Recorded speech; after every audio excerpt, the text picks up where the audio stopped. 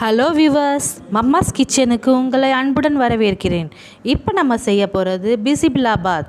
எப்படி செய்கிறதுன்னு பாருங்கள். சூப்பராக இருக்கும், டேஸ்ட்டாக இருக்கும். முதல்ல பருப்பு எடுத்துக்கோங்க. அரை டம்ளர் கொஞ்சம் மேலேயே எடுத்துருக்கேன் பருப்பு. அப்புறம் 2 கிளாஸ் தலை தட்டியே எடுத்துருக்கேன் பச்சரிசி. இதுவே நிறைய வரும், அதனால் எல்லாத்தையும் நல்லா வாஷ் பண்ணிக்கணும். வாஷ் பண்ணிவிட்டு பெருங்காயம் கட்டியே போடுங்க. அப்புறம் உப்பு, கல் உப்பு போட்டுக்கோங்க.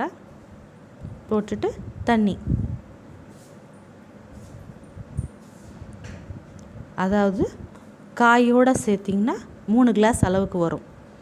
அதனால் அதிகமாகவே தண்ணி வைக்கணும். 10 கிளாஸ் தண்ணி வச்சுக்கோங்க. நல்லா அதிகமாக 3 மடங்காக வைக்கணும். 9 கிளாஸ் வரும். நான் 1 கிளாஸ் எக்ஸ்ட்ராவே வச்சுருவேன். ஏன்னா காயில் நல்லா குழஞ்சி நல்லா வரணும். அதனால் கேரட்டு, முருங்கைக்காய், சௌ, குடமிளகா, உருளைக்கிழங்கு, முள்ளங்கி, முருங்கைக்காய் மெயினாக போடணும். முருங்கைக்காயும் கத்திரிக்காயும் அது போட்டிங்கன்னா தான் நல்லாயிருக்கும். மற்ற எந்த காய்னாலும் நம்ம போடுறது போடலாம், போடாமல் விட்டுறலாம். மெயினாக முருங்கைக்காய், கத்திரிக்காய் போடணும். உருளைக்கிழங்கு இதெல்லாம் போட்டிங்கன்னா தான் நல்லாயிருக்கும். கத்திரிக்காய் தண்ணியில் தனியாக போட்டு வச்சுருந்தேன், கருத்துரும். அதனால் தனியாக போட்டு வச்சுருந்தேன். தண்ணி நல்லா ஊற்றிட்டு அளந்து தான் ஊற்றிருக்கேன். எல்லாத்தையும் ஒன்றா போட்டு குக்கரில் போட்டு மூடிடணும். வெயிட் போட்டாச்சு. புளி ஒரு நெல்லிக்காய் சைஸுக்கு எடுத்துக்கோங்க, பெருசு. அதோட கொஞ்சம் அதிகமாக உப்பு கொஞ்சமாக போட்டு ஊற வச்சுக்கலாம். அப்போ தான் கொல்ல நல்லா ஊறும். எண்ணெய் ஊற்றிக்கோங்க தாளிக்கிறதுக்கு. அது பாட்டு குக்கரில் மூடியாச்சு. ஒரு 3 விசில் வரட்டும். ரொம்ப விசில் விட வேணாம், 3 விசில் போட்டால் போதும். வெந்தயம், கடுகு போட்டுக்கோங்க.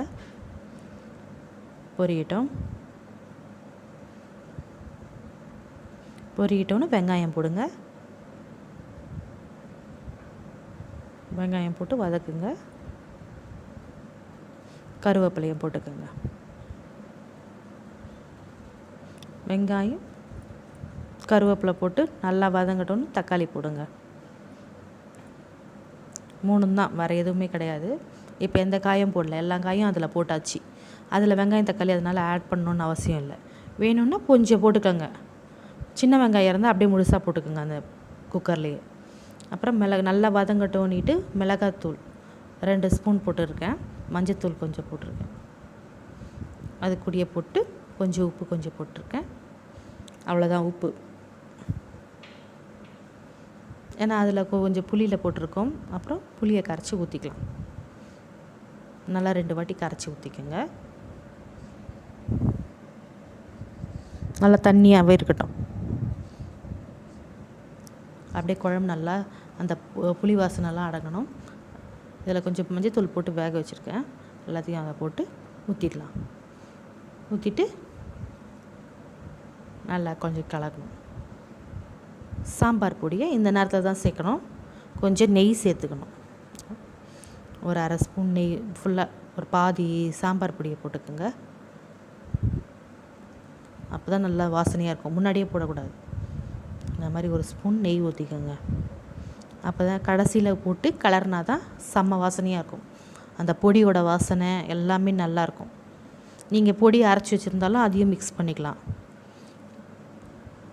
பாருங்கள், செம்ம டேஸ்டியான பிசிபில்லா பாத் ட்ரை பண்ணுங்கள். பட்டாணி கூட இருந்தால் ட்ரை பண்ணுங்கள், நல்லாயிருக்கும். செம்ம டேஸ்ட்டாக இருக்கும். Thank you for viewers.